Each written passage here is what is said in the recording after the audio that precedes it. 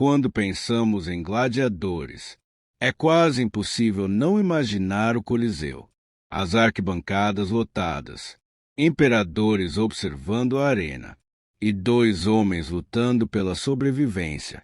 Mas essa tradição é muito mais antiga que o próprio Coliseu. Na verdade, ela nasceu séculos antes do Império Romano atingir seu auge e surgiu por um motivo completamente diferente. Antes de Roma dominar o Mediterrâneo, a Península Itálica era ocupada por diversos povos. Entre eles estavam os etruscos, uma civilização poderosa que floresceu no centro da Itália muito antes de Roma se tornar um império. Os etruscos possuíam costumes religiosos bastante particulares. Eles acreditavam que a morte não representava o fim da existência. Para eles, os mortos continuavam uma jornada em outro mundo, e algumas cerimônias eram realizadas para homenagear aqueles que partiam. Entre esses rituais, existiam combates realizados durante funerais importantes. Dois guerreiros enfrentavam-se diante do túmulo de um nobre. O sangue derramado era entendido como uma homenagem ao falecido. Era uma demonstração de coragem, força e respeito. Não era um espetáculo para divertir multidões. Era um ritual religioso. Quando Roma começou sua expansão, muitas tradições etruscas foram incorporadas à cultura romana. Os romanos tinham uma habilidade extraordinária de absorver costumes dos povos conquistados. Adaptavam, transformavam e davam um novo significado a eles. Foi exatamente isso que aconteceu com os combates funerários. O primeiro registro conhecido de uma luta de gladiadores em Roma aconteceu em 264 a.C., durante o funeral de um senador chamado Junius Brutus Pera. Na ocasião, apenas 3 pares de combatentes lutaram. Era uma cerimônia privada, assistida por poucas pessoas. Nada parecido com os enormes espetáculos que surgiriam séculos depois. Mas os romanos perceberam algo. Aquelas lutas despertavam enorme interesse. As pessoas queriam assistir, queriam acompanhar os combates, queriam ver quem sobreviveria. E Roma entendia muito bem o poder do entretenimento. À medida que o poder da República aumentava, os jogos também cresceram. Mais lutadores, mais espectadores, mais combates. Famílias importantes começaram a financiar esses eventos. Organizar jogos se transformava em uma forma de ganhar prestígio político. Quanto maior o espetáculo, maior era a popularidade de quem oferecia. Pouco a pouco, as cerimônias funerárias deram lugar aos grandes eventos públicos. Os combates deixaram de acontecer apenas em funerais. Agora faziam parte da vida da cidade. Quando o Império Romano surgiu, os imperadores compreenderam rapidamente o valor desses espetáculos. Eles perceberam que uma população entretida era mais fácil de governar. Nascia então uma política que ficaria famosa na história. Panem e circenses, pão e circo. Enquanto o governo distribuía alimentos para parte da população, também oferecia grandes espetáculos, corridas de bigas, caçadas com animais, execuções públicas e, principalmente, as lutas entre gladiadores. Esses eventos reuniam dezenas de milhares de pessoas. Por algumas horas, as preocupações desapareciam. As dificuldades do cotidiano eram esquecidas. Toda a atenção se voltava para a arena. Mas conforme os espetáculos cresciam, surgia um novo problema. Era preciso encontrar homens capazes de lutar, não apenas por alguns minutos, mas diante da multidão mais poderosa do mundo. Quem aceitava entrar na arena? Quem eram esses homens? Escravos? Criminosos? Prisioneiros? Ou havia pessoas que escolhiam essa vida por vontade própria? A resposta surpreende, porque nem todos os gladiadores chegaram às arenas acorrentados. Alguns caminharam até elas por decisão própria. E foi assim que nasceu uma das profissões mais perigosas e ao mesmo tempo mais famosas da Roma antiga. Quando um gladiador entrava na arena, a multidão enxergava apenas um guerreiro. Poucos se perguntavam quem ele era antes daquele momento. Qual era a sua história? Como havia chegado até ali? Porque a verdade é que não existia um único tipo de gladiador. A arena reunia pessoas de origens completamente diferentes. A maior parte deles era formada por escravos, homens capturados durante as inúmeras guerras travadas por Roma. À medida que o império expandia suas fronteiras, milhares de prisioneiros eram levados para território romano. Gauleses, trácios, germanos, gregos, britânicos, povos vindos de praticamente todas as regiões conquistadas. Muitos acabavam vendidos como escravos. Outros eram enviados diretamente para as escolas de gladiadores. Mas eles não estavam sozinhos. A arena também recebia criminosos condenados pelo Estado. Alguns haviam cometido roubos, outros assassinatos, outros desafiaram a autoridade romana. Para essas pessoas, lutar podia significar uma forma de punição e, em casos raros, uma pequena chance de sobreviver. Mas existe um grupo que surpreende muitos historiadores: os voluntários. Sim, havia homens livres que escolhiam se tornar gladiadores. À primeira vista, essa decisão parece impossível de entender. Por que alguém abriria mão da própria liberdade para lutar na arena? A resposta está na própria sociedade romana. Roma era uma cidade gigantesca, milhões de habitantes, grandes diferenças sociais. Enquanto alguns acumulavam fortunas, muitos sobreviviam na pobreza.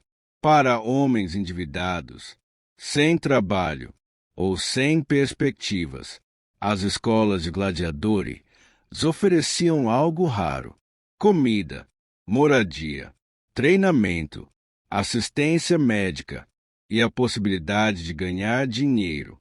Claro, o preço era enorme.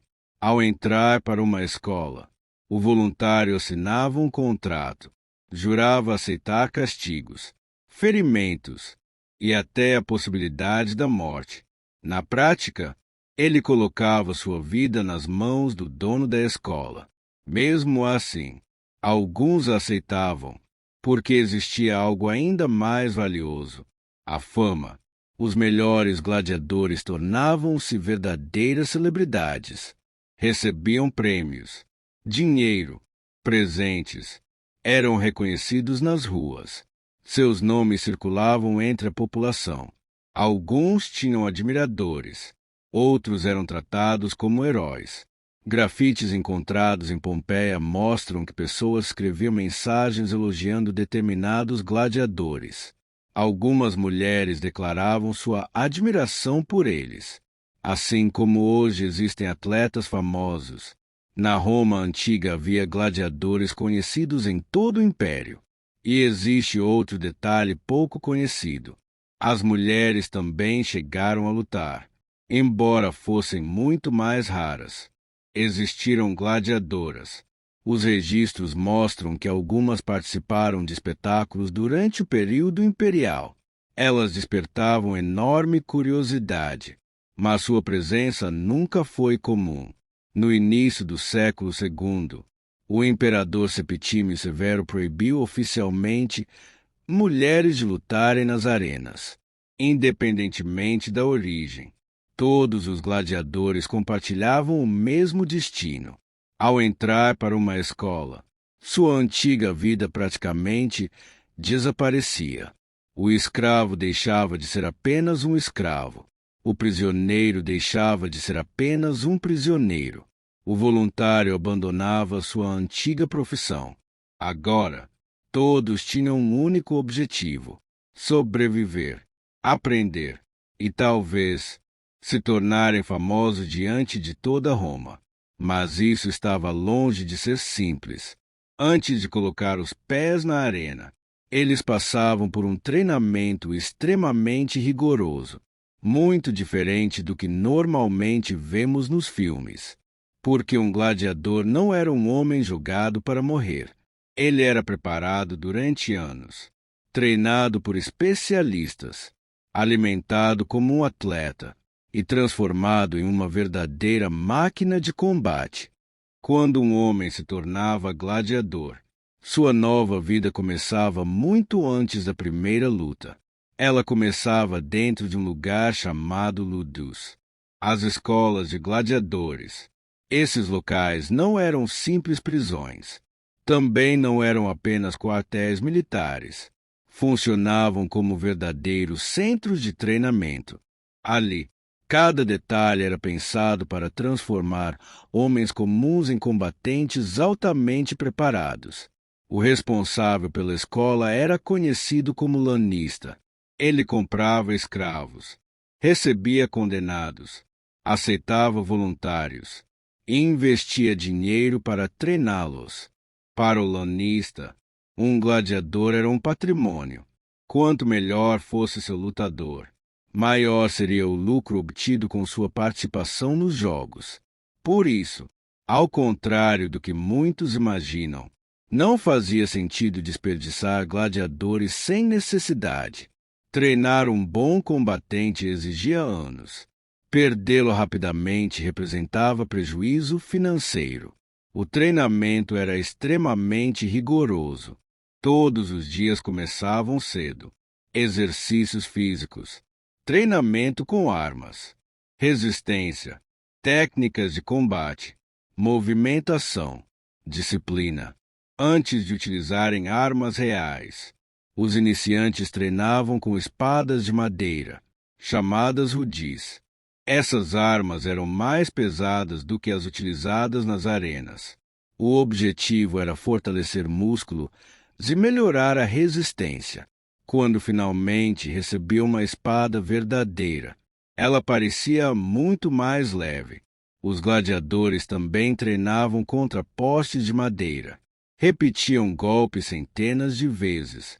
Aprendiam a controlar a distância, equilíbrio, tempo de ataque e, principalmente, paciência, porque uma luta não era uma troca desesperada de golpes. Era quase um jogo de estratégia. Cada movimento precisava ser calculado. Cada erro podia custar a vida. Além dos treinadores, as escolas possuíam médicos. Isso surpreende muita gente. Roma desenvolveu uma medicina bastante avançada para a época, principalmente dentro das escolas de gladiadores. Ferimentos eram tratados rapidamente. Fraturas recebiam cuidados. Cortes eram costurados. Pomadas e ervas medicinais eram utilizadas constantemente. A razão era simples. Um gladiador saudável continuava produzindo dinheiro. Outro aspecto pouco conhecido era a alimentação. Os gladiadores não viviam passando fome. Muito pelo contrário. Eles seguiam uma dieta rica em cereais, feijão, cevada, leguminosas, frutas quando disponíveis. Alguns historiadores chegaram a chamá-los de comedores de cevada. O objetivo dessa alimentação era fornecer energia para os treinos intensos. Além disso, uma camada maior de gordura corporal podia ajudar a proteger órgãos internos durante cortes superficiais. A rotina era repetitiva: treinar, comer, descansar, treinar novamente. Alguns gladiadores passavam anos sem lutar em grandes arenas. Eles só eram enviados quando os treinadores acreditavam que estavam realmente preparados. E havia outra característica importante. Cada gladiador se especializava em um estilo específico de combate. Alguns utilizavam escudos enormes. Outros lutavam quase sem armadura. Alguns carregavam redes. Outros empunhavam lanças. Cada tipo possuía vantagens e desvantagens. Isso tornava os combates muito mais interessantes para o público. Os organizadores escolhiam adversários com estilos diferentes, criando confrontos equilibrados e imprevisíveis. Era quase como montar grandes disputas esportivas. Cada luta era planejada para prender a atenção da multidão. Mas, por mais duro que fosse o treinamento, nada podia preparar completamente um gladiador para seu primeiro combate. Porque existe uma diferença enorme entre lutar diante de instrutores e lutar diante de 50.000 pessoas gritando seu nome. Quando finalmente chegava o dia da estreia, o medo fazia parte da arena. Até mesmo os mais experientes sentiam o peso daquele momento, porque bastava atravessar um único portão para perceber que toda Roma estava observando, esperando, julgando, torcendo. E era ali, na areia do anfiteatro, que um homem comum podia morrer como desconhecido, ou nascer como uma lenda.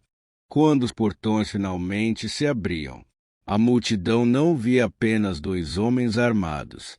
Ela assistia ao confronto entre dois estilos completamente diferentes de combate. Roma entendia uma coisa muito bem. O espetáculo precisava ser emocionante. Se dois lutadores possuíssem exatamente o mesmo equipamento, a luta poderia se tornar previsível. Por isso, os organizadores escolhiam adversários que se completavam, ou melhor, que se anulavam. Cada gladiador era treinado para um papel específico. Sua armadura, seu escudo, sua espada, seu capacete. Tudo fazia parte de uma estratégia. Um dos tipos mais famosos era o Murmilo, pesadamente protegido. Usava um grande escudo retangular, espada curta, capacete fechado e uma armadura capaz de suportar muitos golpes. Seu estilo era baseado na resistência. Avançava lentamente, esperava o erro do adversário e atacava quando encontrava uma abertura. Do outro lado, podia surgir um Traex ou Trácio, muito mais leve. Seu escudo era menor. Sua espada possuía uma lâmina curva, e sua principal vantagem era a velocidade. Enquanto Murmilo tentava controlar o combate, o Trácio procurava atacar pelos lados. Movimentava-se constantemente. Tentava cansar o adversário. Mas talvez nenhum gladiador fosse tão diferente quanto Retiarius. Ele entrava na arena praticamente sem armadura. Não utilizava capacete, não carregava escudo, nem espada tradicional. Suas armas eram incomuns: uma rede, um tridente e um pequeno punhal. Sua estratégia não era trocar golpes diretamente. Primeiro tentava lançar a rede. Se conseguisse prender o adversário, utilizava o tridente para atacar mantendo distância. Do outro lado, normalmente aparecia o secutor. Seu capacete era completamente liso, sem grandes aberturas, justamente para impedir que a rede ficasse presa. Era praticamente um caçador. Sua missão era se aproximar rapidamente antes que o Retiarius conseguisse controlar a distância. Esses confrontos eram extremamente populares. A multidão acompanhava cada movimento. Sabia exatamente quais eram as vantagens e as fraquezas de cada estilo. Era como assistir a uma partida de xadrez. Só que cada erro podia custar uma vida. Os gladiadores também aprendiam algo fundamental: economizar energia. As armaduras eram pesadas. O calor dentro da arena era intenso. As lutas podiam durar bastante tempo. Quem desperdiçasse força logo no início dificilmente conseguiria terminar o combate. Por isso, os primeiros minutos eram marcados por observação. Os adversários estudavam um ao outro, testavam distância, provocavam, esperavam. Somente quando percebiam uma oportunidade, partiam para o ataque. Outro detalhe importante: nem sempre a intenção era matar. Na verdade, Ferimentos controlados eram mais comuns do que golpes fatais. Os organizadores queriam um espetáculo longo, não uma luta encerrada em poucos segundos. Além disso, cada gladiador representava anos de investimento. Se um combatente experiente morresse em todas as apresentações, logo não haveria mais grandes estrelas. Era justamente por isso que muitos gladiadores sobreviviam a diversas batalhas. Alguns chegaram a lutar dezenas de vezes ao longo da carreira.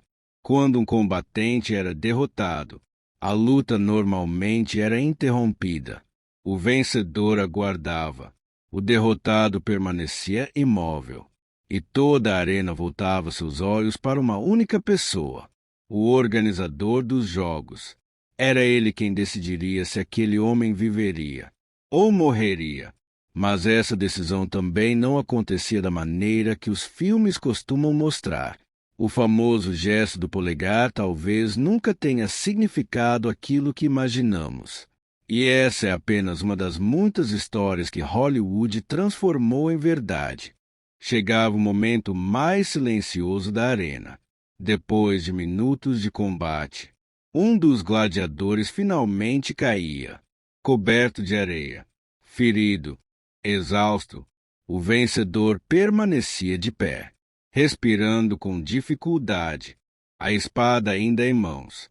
Mas ele não atacava imediatamente. Toda a arena parava. Os olhares deixavam os gladiadores, se voltavam para um único homem, o responsável pelos jogos. Hoje, quase todo mundo conhece essa cena através dos filmes. O gladiador derrotado olha para o imperador. O imperador ergue o polegar, ou aponta para baixo.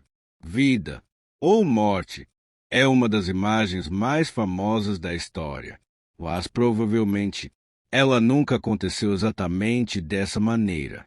Os registros históricos mostram que os romanos utilizavam gestos, mas não existe nenhuma prova definitiva de que polegar para cima significava vida e polegar para baixo significava morte. Essa interpretação surgiu muitos séculos depois. Foi reforçada por pinturas do século XIX e acabou sendo eternizada pelo cinema. Na realidade, os gestos podiam variar. As fontes antigas são pouco claras.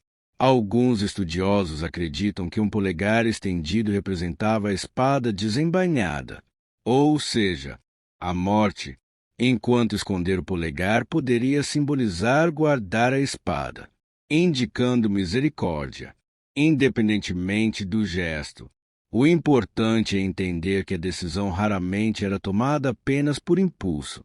Os gladiadores eram extremamente valiosos. Treiná-los custava caro. Mantê-los vivos também interessava economicamente. Por isso, se um combatente havia lutado com coragem, mesmo sendo derrotado, era comum que recebesse perdão. A multidão também participava. Os espectadores gritavam, aplaudiam, pediam misericórdia ou exigiam a execução. O organizador observava a reação do público, mas também avaliava outros fatores: a qualidade da luta, o desempenho do gladiador, seu histórico, sua importância para futuras apresentações. Tudo isso influenciava a decisão. Isso explica por que muitos gladiadores sobreviveram durante anos. Alguns participaram de dezenas de combates. Existem inscrições encontradas em lápides romanas mostrando números impressionantes. Alguns lutaram 20 vezes, 30 vezes, até 40 batalhas. Se todas as lutas terminassem obrigatoriamente com a morte, essas carreiras simplesmente não existiriam. Os gladiadores mais famosos eram importantes demais para morrer em qualquer combate.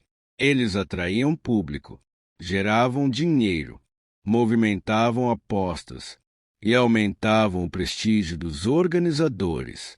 Claro, mortes aconteciam, ferimentos graves também. A arena continuava sendo extremamente perigosa, Mas a ideia de que todo combate terminava com alguém morto é um exagero criado ao longo dos séculos. Outro momento muito aguardado era quando um gladiador conquistava sua liberdade.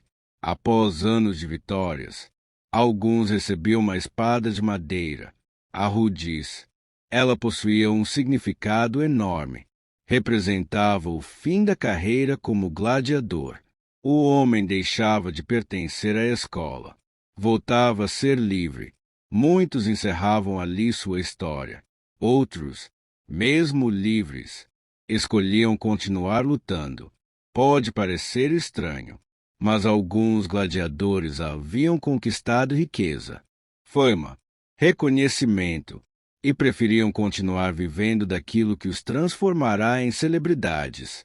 Isso mostra como a arena era muito mais complexa do que imaginamos. Ela misturava violência, negócios, política, prestígio e entretenimento, mas havia um lugar que concentrava toda essa grandiosidade, o palco onde os gladiadores se tornavam lendas. Uma construção tão impressionante que até hoje continua sendo um dos maiores símbolos de Roma, o Coliseu. Muito antes de um gladiador colocar os pés na arena, Roma já havia vencido a primeira batalha, a batalha contra a imaginação. Quem se aproximava do Coliseu pela primeira vez ficava sem palavras. A construção dominava completamente a paisagem. Seus enormes arcos pareciam não ter fim. As paredes de pedra se erguiam muito acima das casas da cidade, e milhares de pessoas caminhavam ao seu redor como se estivessem entrando em outro mundo. Para um cidadão romano, entrar no Coliseu era como participar do maior espetáculo que a humanidade já havia criado. Sua construção começou no ano 72 d.C., durante o governo do imperador Vespasiano. Na época, Roma havia acabado de superar um período de guerras civis. O império precisava recuperar sua estabilidade, e o novo imperador compreendia muito bem o poder de uma grande obra pública. O local escolhido também carregava um forte significado político. Ali existia um enorme lago artificial pertencente ao luxuoso palácio do imperador Nero. Depois da morte de Nero, Vespasiano decidiu devolver aquele espaço ao povo romano. No lugar do lago, nasceria o maior anfiteatro da história.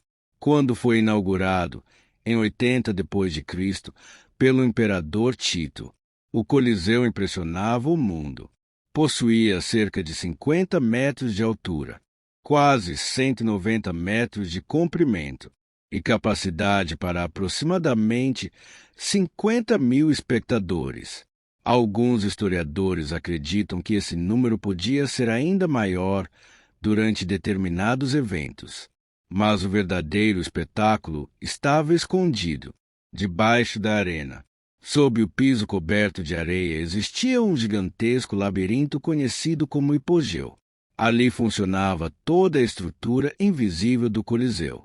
Corredores, salas, depósitos, jaulas, armazéns, elevadores movidos por força humana, escadas e mecanismos extremamente sofisticados para a época. Enquanto a multidão aguardava nas arquibancadas, centenas de trabalhadores se movimentavam sob a arena. Animais eram preparados, gladiadores aguardavam sua vez, equipamentos eram organizados. Tudo precisava acontecer com precisão. Os elevadores impressionam até hoje, utilizando cordas, roldanas e plataformas de madeira. Eles erguiam animais e gladiadores diretamente para o centro da arena. Para o público, parecia magia. De repente, um leão surgia do chão, ou um gladiador aparecia diante da multidão como se tivesse surgido do próprio subsolo. Outro detalhe extraordinário era a organização do público. Mesmo recebendo dezenas de milhares de pessoas, o Coliseu possuía um sistema de entradas extremamente eficiente. Cada espectador recebia um acesso específico, Isso permitia que a arena fosse ocupada ou esvaziada em pouco tempo, mas a disposição dos lugares não era aleatória. Ela refletia exatamente a estrutura da sociedade romana. Quanto maior sua posição social, mais próximo da arena você se sentava. Os senadores ocupavam os melhores lugares. Logo atrás vinham cavaleiros e membros da elite. Os cidadãos comuns permaneciam nas áreas intermediárias. As mulheres, com exceção das vestais, ficavam nos níveis superiores, e os mais pobres ocupavam os lugares mais altos. Até mesmo durante o entretenimento, Roma fazia questão de mostrar quem tinha poder. Os espetáculos podiam durar o dia inteiro. Pela manhã, era comum acontecerem grandes caçadas. Animais exóticos trazidos da África e da Ásia eram exibidos diante da população. Leões, tigres, leopardos, elefantes, rinocerontes, hipopótamos, ursos, espécies que muitos romanos jamais viriam em qualquer outro lugar.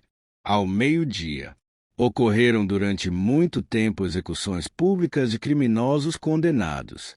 E somente à tarde chegava o momento mais aguardado, as lutas entre gladiadores.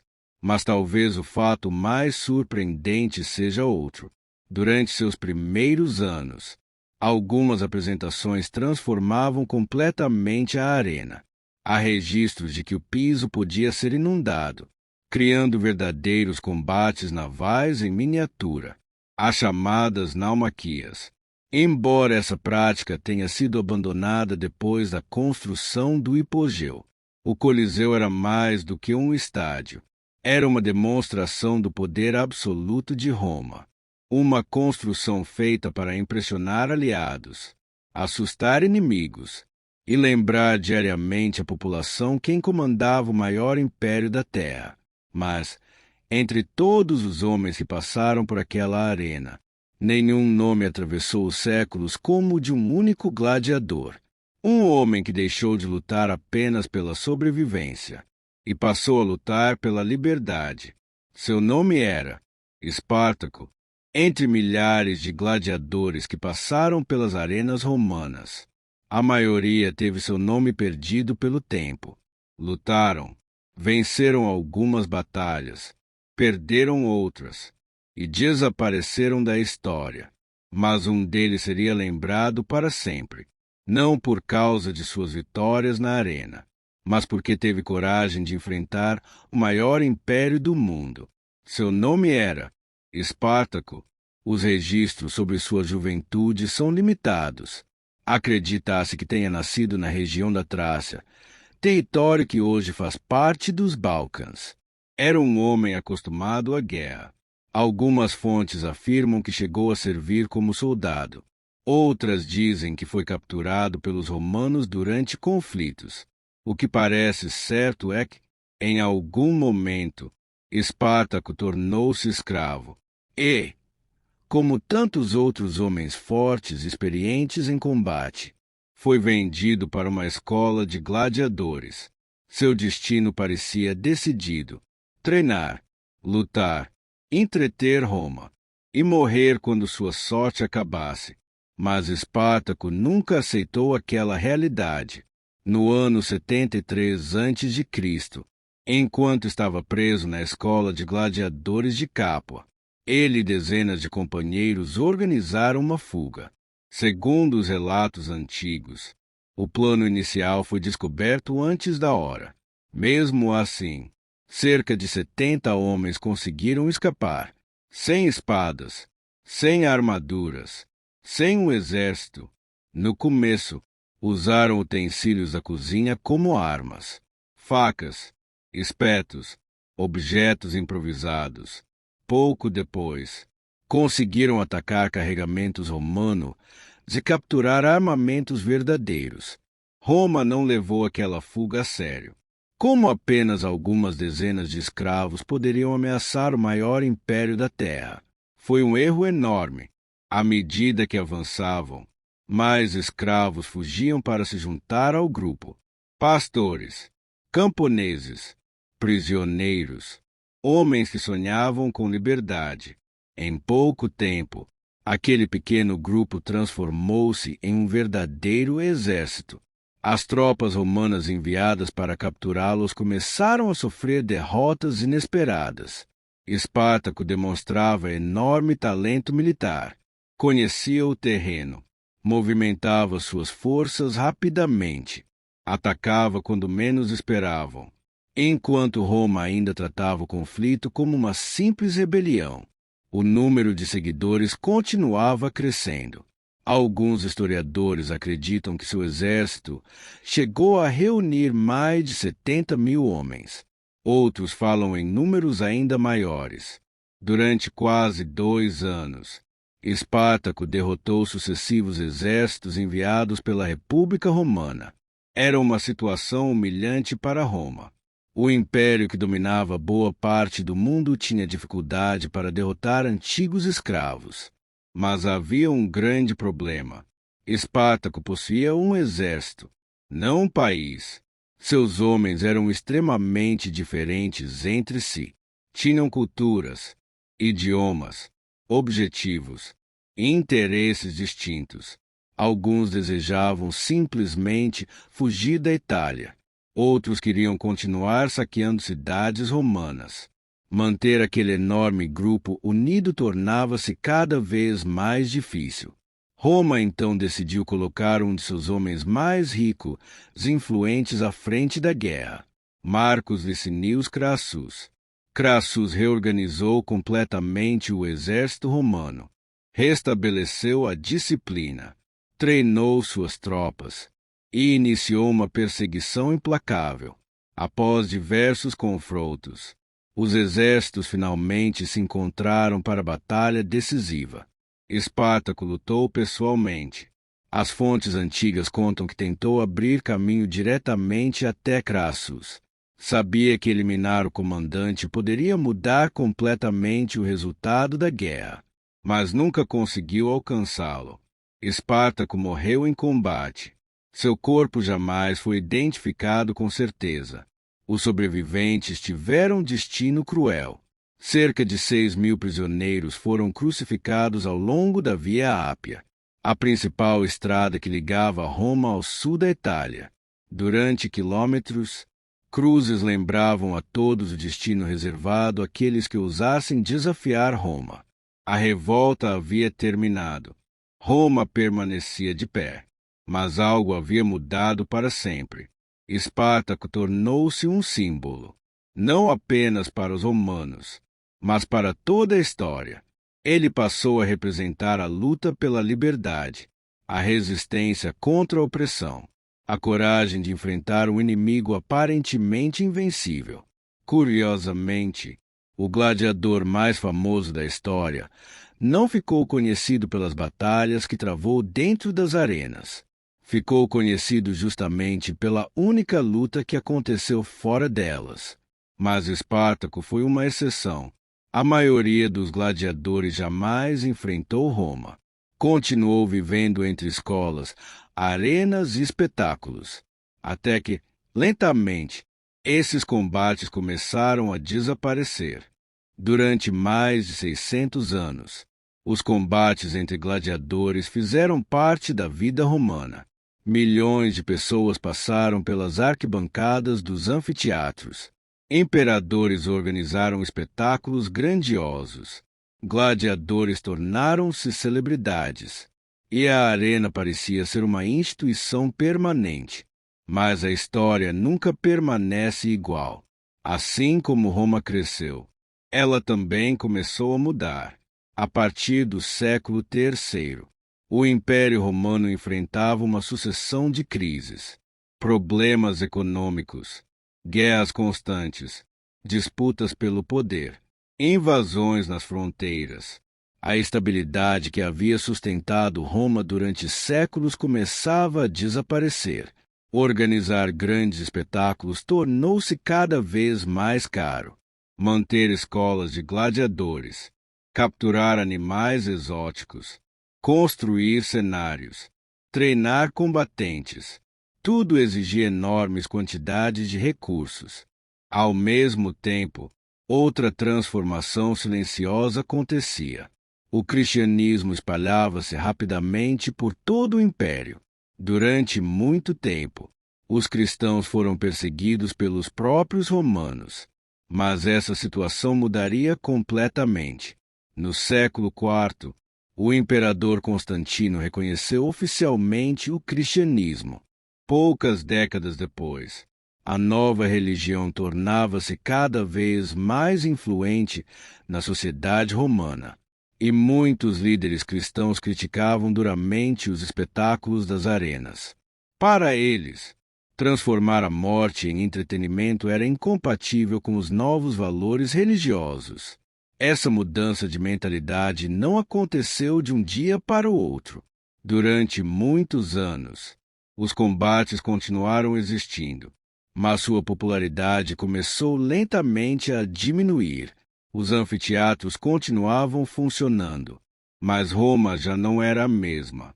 O antigo entusiasmo da população começava a desaparecer. As prioridades do império também mudavam. Agora, os recursos eram direcionados para defender fronteiras cada vez mais ameaçadas. Existe uma história bastante conhecida envolvendo um monge chamado Telêmaco. Segundo a tradição, ele teria entrado na arena tentando impedir uma luta entre gladiadores. A multidão, revoltada, o apedrejou até a morte. Conta-se que esse episódio impressionou profundamente o imperador Honório. Pouco tempo depois, os combates de gladiadores teriam sido oficialmente proibidos. Os historiadores discutem até hoje os detalhes dessa história. Alguns acreditam que ela foi parcialmente romantizada ao longo dos séculos. Mas existe consenso sobre algo. No início do século V, as lutas entre gladiadores praticamente desapareceram do Império Romano. Os anfiteatros continuaram existindo. Alguns passaram a receber outros tipos de apresentações. Outros foram abandonados. Muitos serviram como fortalezas, igrejas, oficinas, ou simplesmente foram desmontados para a reutilização das pedras em novas construções. O próprio Coliseu sofreu esse destino. Terremotos destruíram parte de sua estrutura. Durante séculos, suas pedras foram retiradas para construir igrejas, palácios e edifícios da cidade de Roma. Aquilo que um dia simbolizou o poder absoluto do império transformou-se lentamente em uma ruína. Mas, curiosamente, foi justamente essa ruína que atravessou os séculos. Hoje, milhões de pessoas visitam o Coliseu todos os anos, caminham pelos mesmos corredores, observam a mesma arena e tentam imaginar o som de 50.000 vozes ecoando ao mesmo tempo. Os gladiadores desapareceram. As arenas ficaram silenciosas.